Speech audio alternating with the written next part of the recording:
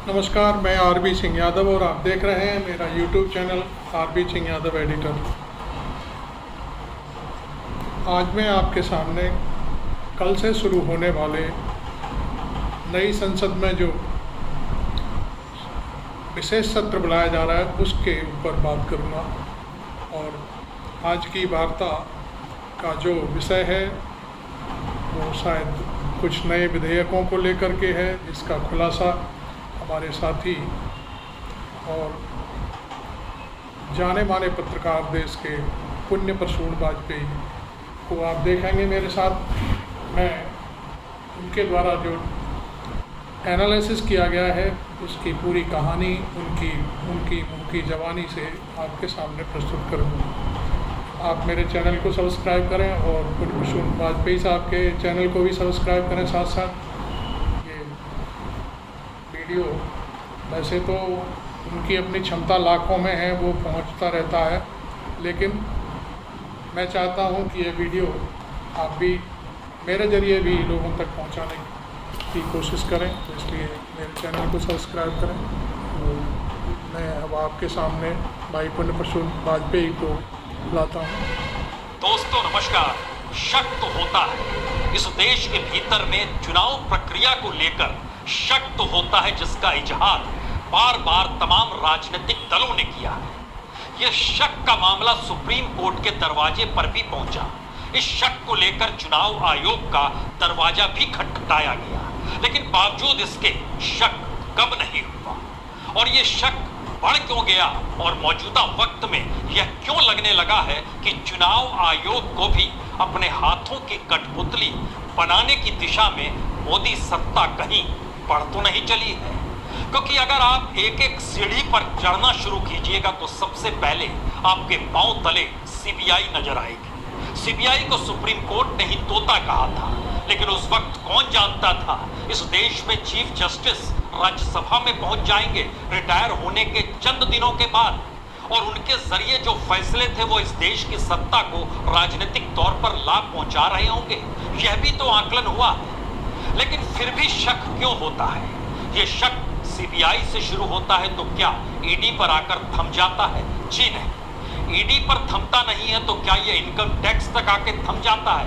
बिल्कुल नहीं। इस देश के भीतर में सूचना आयुक्त हो या विजिलेंस डिपार्टमेंट, सीवीसी हो या सीएजी ही क्यों ना हो, हर चीज को लेकर इस देश में शक की गुंजाइश लगातार बड़ी होती चली गई। लेकिन यह कहां किसी को पता था कि सीढ़ी दर सीढ़ी चढ़ते हुए मौजूदा सत्ता चुनाव आयोग के दरवाजे तक पहुंची जाएगी, और इस देश के भीतर में जितने संस्थानों राजनीतिक तौर पर सत्ता ने अपना हथियार और औजार बनाया, कहीं ढाल भी बनाया, अब पार्लियामेंट भी उसका शिकार हो चली है।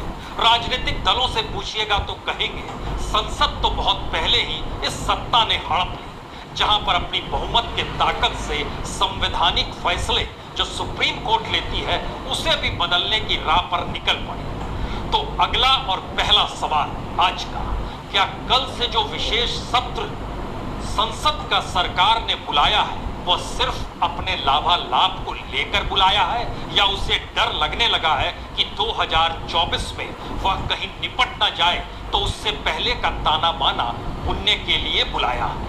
और इससे जुड़ा हुआ दूसरा सवाल, ये ताना बाना क्या चुनाव आयुक्त की नियुक्ति को लेकर है?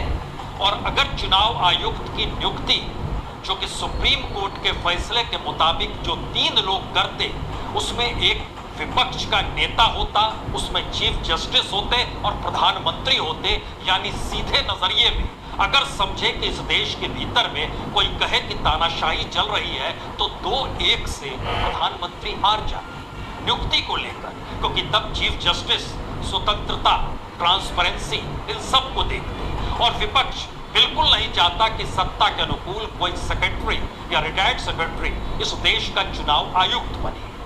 तो सुप्रीम कोर्ट के उस फैसले को पलटने के लिए एक बिल लाया गया, और अब उस बिल को पूरे तरीके से पार्लियामेंट जो विशेष सत्र बैठ रहा है उसमें पास करा लिया जाएगा। तो क्या यह एक सबसे बड़ा मामला है? क्योंकि चुनाव आयुक्त रिटायर हो रहे हैं फरवरी में। हालांकि यह समझ लीजिए मुख्य चुनाव आयुक्त एक होते हैं, बाकी 2 चुनाव आयुक्त होते हैं। और इससे पहले चुनाव आयुक्त को लेकर जो सवाल सुप्रीम कोर्ट के दरवाजे तक पहुंचा, उसमें सिर्फ एक ही बड़ी बात थी कि अगर सरकार चुनाव आयुक्त की नियुक्ति करेगी तो वह चुनाव आयुक्त सरकार से सवाल कैसे करेगा। और इस वक्त राजीव कुमार मुख्य चुनाव आयुक्त हैं। सितंबर 2020 में उनकी नियुक्ति हुई। 2022 18 मई को वह मुख्य चुनाव आयुक्त हो गए। उनकी रिटायरमेंट की तारीख है फरवरी 2025। दूसरे चुनाव आयुक्त जिनको लेकर सवाल उठे थे वह थे दरअसल उत्तर प्रदेश के सेक्रेटरी लेवल के अधिकारी थे, जो वहां पर कैबिनेट सेक्रेटरी थे या मुख्य सचिव हुआ करते थे।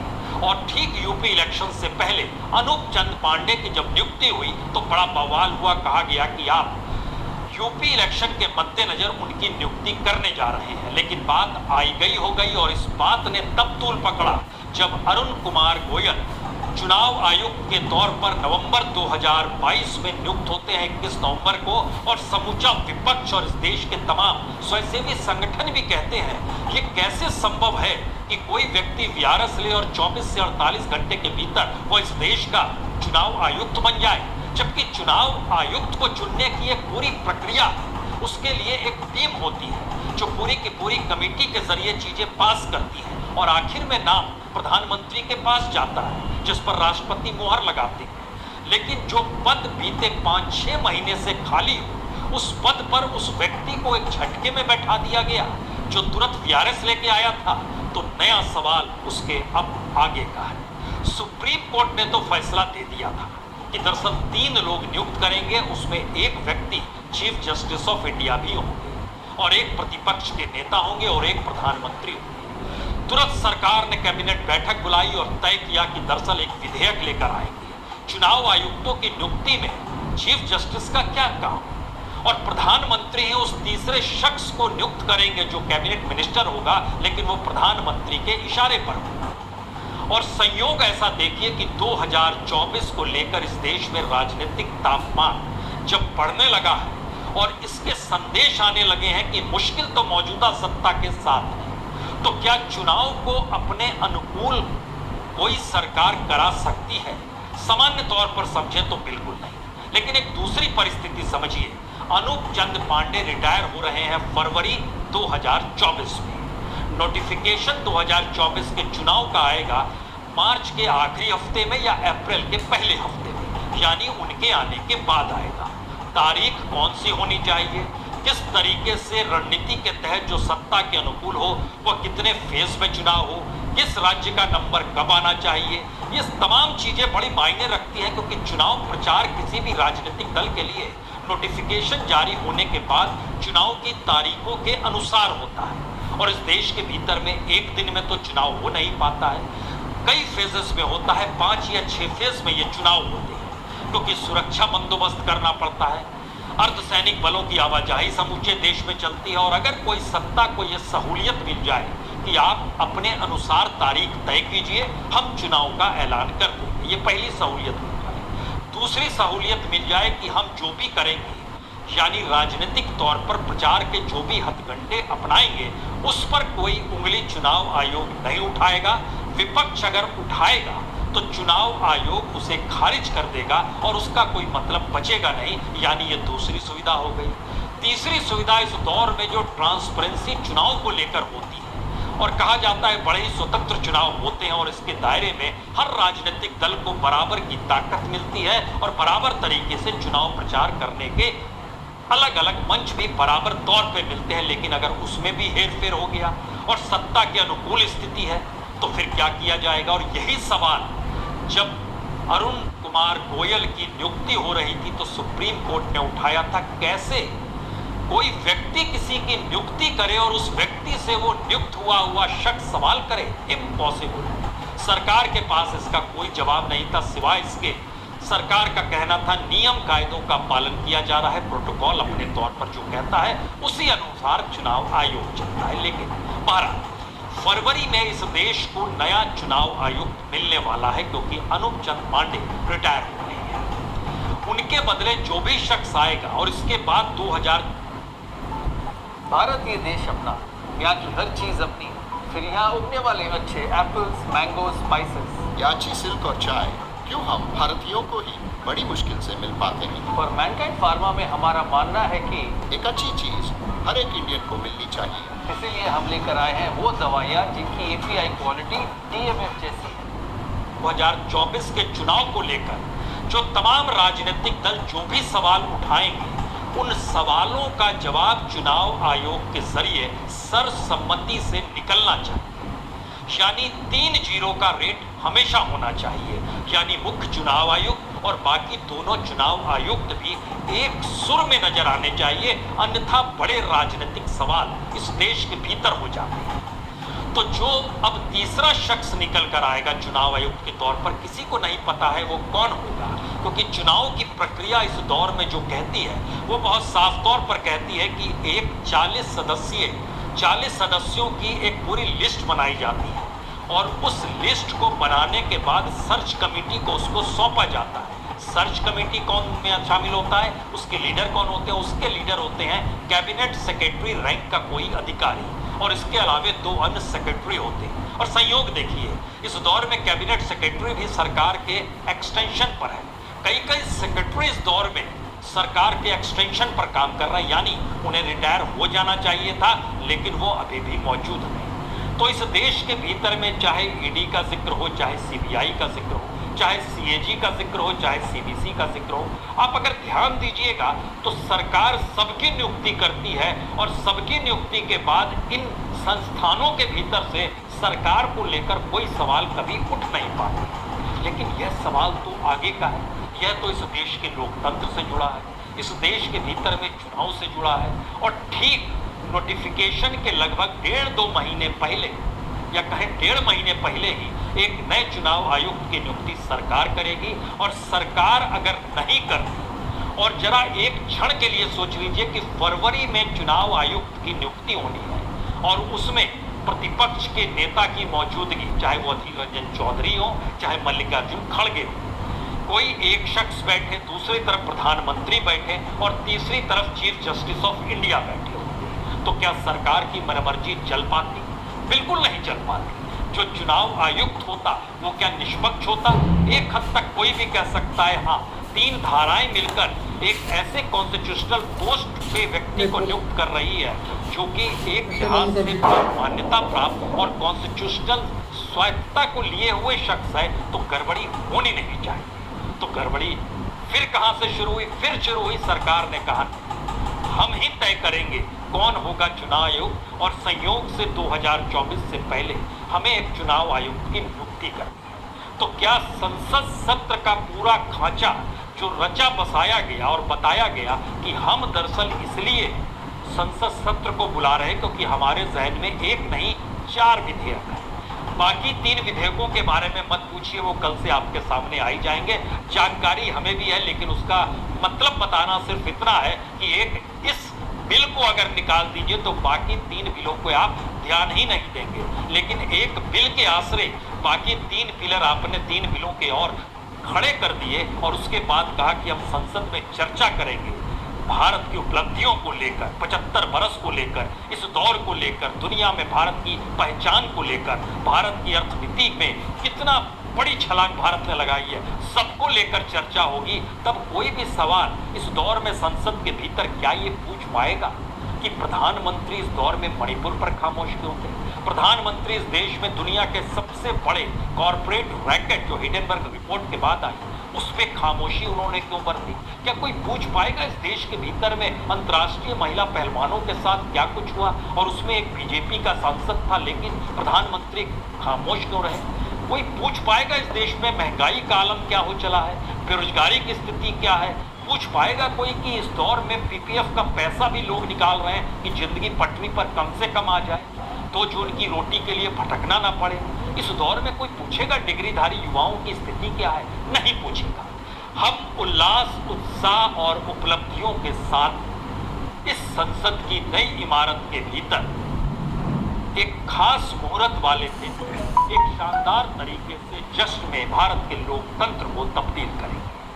और उस जश्न के पीछे की हकीकत कि हमें 2024 के चुनाव में जाना है, तो उससे पहले अपने अनुकूल एक परिस्थिति बनाकर रखें, क्योंकि सरकार का दो मन अभी भी है, क्या चुनाव पहले करा लें या चुनाव आखिरी दिन तक रुके रहें। आखिरी दिन तक रुकने का मतलब है कि एक नए चुनाव आयुक्त की नियुक्ति हो रही है, अभी कराने का मतलब है तीनों अपने अनुकूल है, तीनों की नियुक्ति मौजूदा वक्त में सरकार ने की। लेकिन बहरहाल जो बिल आया उसने भी कई सवाल एक झटके में खड़े कर दिए, क्योंकि उस बिल के भीतर जो राष्ट्रपति सचिवालय द्वारा जारी प्रोटोकॉल के जो नया नोटिफिकेशन है वो बहुत साफ तौर पर कहता है कि जो चुनाव आयुक्त या मुख्य चुनाव आयुक्त जो सरकार की रैंकिंग होती है उस रैंकिंग में वो 9A पर आता है। 9A का मतलब ये हुआ कि जो कैबिनेट सेक्रेटरी है वह तो उनसे नीचे होगा 11th रैंक पे, लेकिन जो कैबिनेट मिनिस्टर्स हैं इस देश की उनकी रैंकिंग 7th नंबर पे आती है, यानी कैबिनेट रैंकिंग से छोटा होगा मुख्य चुनाव आयुक्त। तो क्या अपने सीनियर को वो डायरेक्शन दे पाने की स्थिति में आ पाएगा या नहीं आ पाएगा, ये सवाल तो कोई भी पूछ सकता है। कि आपकी रैंकिंग 9A, 9th रैंकिंग होती है सुप्रीम कोर्ट के जजों की, और उनसे के बाद 9A की रैंकिंग है मुख्य चुनाव आयुक्त की। कैबिनेट मिनिस्टर्स की रैंकिंग है 7th और स्टेट मिनिस्टर्स की रैंकिंग 10th होती है। तो यानी कैबिनेट के मिनिस्टर्स अगर कुछ गड़बड़ी करते हैं चुनाव के वक्त को, तो क्या चुनाव आयुक्त कुछ कह पाएंगे? यह सवाल बहुत मुश्किल नहीं है, क्योंकि जब आप रैंकिंग तय कर रहे हैं और उसमें तमाम ओहदा आप राज्य मंत्री के लगभग लाकर खड़ा कर रहे हैं, लेकिन कैबिनेट मिनिस्टर से कम ला रहे हैं, और इलेक्शन के पीरियड में जो प्राइम मिनिस्टर हो और कैबिनेट मिनिस्टर्स हो अगर आपका ओहदा कम है तो इसका मतलब बहुत साफ है कि आप डायरेक्शन दे पाने की स्थिति में नहीं। अगला सवाल यह है कि जब ये नोटिफिकेशन आया है तो क्या आने वाले वक्त में सरकार कोई ऐसा संशोधन भी इसमें कर देगी इसके बाद जहां पर चुनाव आयुक्त को हटाने की ताकत भी उसके हाथ में आ जाए? हो सकता है जब इस तरह के नोटिफिकेशन और उनकी कैटेगरी नीचे आ रही है, क्योंकि नया बिल जो होगा वो अब नए बिल के तौर पर उसकी पहचान होगी कि जो चुनाव आयोग अधिनियम 1991 था वो खत्म हो गया और नए अधिनियम के तहत ये चीजें सामने आकर खड़ी हो गई। और शायद इसीलिए इस दौर में जिन मुखियाओं पर सवाल उठे हैं उसमें CVC आता है, उसमें CBI आता है, उसमें ED आते हैं, इससे बिल्कुल इनकार नहीं है। तो फिर अगला सवाल है, जब इनकार नहीं है तो ये इनकार चुनाव आयुक्त को लेकर भी आने वाले वक्त में तो नहीं हो जाएगा? यहाँ पर पूर्व चुनाव आयुक्त SY कुरैशी साहब की एक टिप्पणी हमको लगता है बतानी चाहिए, जो उन्होंने कल ही एक इंटरव्यू में कही कि चुनाव आयुक्तों की सेवा शर्तों को कैबिनेट सेक्रेटरी के बराबर करना एक भूल है। और पिछले सालों में सरकार ने मुख्य सूचना आयुक्त, मुख्य सतर्कता आयुक्त की जो अपनी उनकी सैलरी भी सुप्रीम कोर्ट के जजों के बजाय कैबिनेट सेक्रेटरी के बराबर कर, यहाँ तक वो कहते हैं हो सकता था, ठीक है, लेकिन चुनाव आयुक्त एक संवैधानिक पद है, जबकि सूचना आयोग और सतर्कता आयोग संवैधानिक निकाय नहीं है। तो क्या सरकार वाकई प्रस्तावित बिल के प्रावधानों को संशोधित भी कर सकती है? इससे कोई इनकार नहीं। अब इसका दूसरा हिस्सा निकल कर आता, इस दौर में सरकार थर थर क्यों कांप रही है, जब उसने इस देश के भीतर में इतना काम किया है कि उस काम को अगर हम गिनाने लगे तो समूचे देश के भीतर में आपको संपन्नता दिखाई देगी। आप कहेंगे इतना शानदार देश, और प्रधानमंत्री मोदी ने तो कमाल किया है। अगर उनकी 10 योजनाओं का जिक्र हम आपके सामने करें और उसमें जितने लोगों को लाभ मिला है जो सरकार बार बार बताती है, अगर उसको भी बताना शुरू करें तो आप वाकई कहेंगे इस सरकार को चुनाव आयोग की क्या जरूरत है, या किसी भी ED और CBI की जरूरत भी क्यों थी? बिल्कुल नहीं थी। ये तो देश सेवा में निकले हुए हैं, और देश सेवा का पाठ जनधन योजना से शुरू की जाए, 50 करोड़ 34 लाख लोगों को लाभ हो गया, क्या दिक्कत है? मुद्रा लोन 43 करोड़ लोगों को लाभ हो गया, क्या दिक्कत है? सौभाग्य योजना तकरीबन 21 करोड़ लोगों को लाभ हो गया, क्या दिक्कत है? जो प्रधानमंत्री आवास योजना है वह भी शहरी इलाकों में 1 करोड़ 18 लाख लोगों को घर मिल गया, और गांव में 2 करोड़ 94 लाख लोगों को घर मिल गया। तो फिर क्या प्रॉब्लम है? हर घर नल योजना में भी 13 करोड़ घरों में साफ पानी पहुंचा चुके हैं। स्वच्छ भारत के तहत 10 करोड़ शौचालय बना चुके हैं। जो आयुष्मान भारत है उसमें तो 50 करोड़ लोगों को लाभ होने वाला है, जो इलाज का लाभ मिलने वाला है। जो किसान सम्मान निधि है वह भी तो लगभग 9 से 11 करोड़ छोटे और सीमांत किसानों को लाभ हर 3 महीने के बाद मिल जाता है, 4 महीने के बाद मिलता है, 2-2 हजार रुपए मिल ही जाते हैं। उज्ज्वला योजना से भी तो 9,58,00,000 लोगों को, रसोइयों को लाभ मिल रहा है, जहां महिलाओं को लाभ है। सुकन्या योजना, बेटी हमने कितनी बचाई, और उसके आंकड़े बतलाते हैं कि लाभालाभ इस देश के भीतर में लगभग 18 से 20 करोड़ बेटियों को हो गया। ये तमाम आंकड़े सुनने के बाद आपके जहन में एक सवाल और आएगा, और हाँ, गरीब कल्याण योजना भी तो है जिसमें 80 करोड़ लोगों को मुफ्त अनाज दिया जाता है। तो एक क्षण के लिए सोचिए, हमने कभी भी लाख का जिक्र नहीं किया, करोड़ों लोगों का जिक्र। और इस देश के भीतर में अगर तमाम संख्या को जोड़ दीजिएगा तो यह तकरीबन 125 करोड़ के पार कर जा रहा है। तो 140 करोड़ की जनसंख्या में 1.25 करोड़ लोगों, 1.25 लाख करोड़, 125 करोड़ लोगों को सरकार जिस लिहाज से लाभ देती चली जा रही है, 125 करोड़, तो फिर घबराने की क्या जरूरत? 140 करोड़ में से तो दिक्कत क्या है? और तमाम योजनाएं सरकार ने पोटली खोल डाली, फिर भी सरकार को क्यों चाहिए चुनाव आयोग, और फिर भी 2024 के इलेक्शन से पहले ही क्यों चाहिए? तो उसके जवाब में कुछ सवाल बहुत साफ तौर पर हैं जो इस स्पेशल संसद के सत्र में चर्चा में नहीं आएंगे। वो चर्चा में नहीं आएगा इस देश का टूटता हुआ फेडरल स्ट्रक्चर, वो चर्चा में नहीं आएगा इस दौर में जो खास तौर से कॉरपोरेट घोटाला स्कैम हुआ, उस पर ज्वाइंट पार्लियामेंट्री कमेटी क्यों नहीं बनी, ये नहीं चर्चा में आएगा। ये चर्चा में नहीं आएगा कि इस देश की इकोनॉमी कैसे फेल हुई, महंगाई कैसे बढ़ी, आरबीआई के सामने क्या मुश्किल आ गई, इस दौर में बैंकों की हालत क्या थी। चर्चा में कहीं जिक्र हो सकता है कि बैंक तो लाभालाभ में है, कोई नहीं बताएगा उस लाभालाभ के पीछे जो हमने 13 लाख करोड़ रुपए सबके लौटा दिए, वापस कर दिए या रिटर्न ऑफ कर दिए, कोई बताएगा नहीं इस दौर में। जिन कॉरपोरेट को जिस तरीके से पीएसयू उठाएगा, कोई जिक्र इसका भी नहीं होगा। मैसेज क्या है? मैसेज पहला यही है कि भारत की संसद को भी राजनीतिक हथियार के तौर पर मौजूदा वक्त में सत्ता इस्तेमाल करने से चूक नहीं रही है। दूसरा सच यह है कि विपक्ष की इतनी ताकत नहीं, और शायद उसके पास इस देश के लोकतंत्र को संभालने का वह विजन नहीं जहां वो खुद को जनता के साथ खड़ा कर दे और इस देश को इस बात की जानकारी दे कि हम किस दिशा में जा चुके हैं। और तीसरी परिस्थिति है कि जब डेमोक्रेटिक सेटअप में चुनाव आयोग भी सरकार के हाथ में होगा तो बचा क्या, और जब कुछ भी नहीं बचा तो फिर संसद बची है, वहां पर आपने बहुमत से जिता दिया, तो जैसी इच्छा वैसी करेंगे और उसी अंदाज में अगले 5 दिनों तक जो कल से शुरू होगा। वीडियो लंबा हो रहा है, आप देखते रहिए अब तक, आप सिर्फ इंतजार कीजिए कल का। बहुत बहुत शुक्रिया, बहुत थैंक यू प्रसून भाई, आपने बड़ा बारीकी से सारी चीज़ों को सामने रखा। अब मैं आपसे अपील करूंगा कि आप मेरे चैनल को सब्सक्राइब करें और इस वीडियो को अपने दोस्तों तक, आम जनता तक पहुंचाएं, और पंडित प्रसून वाजपेयी के चैनल को भी सब्सक्राइब करें। Thank you very much.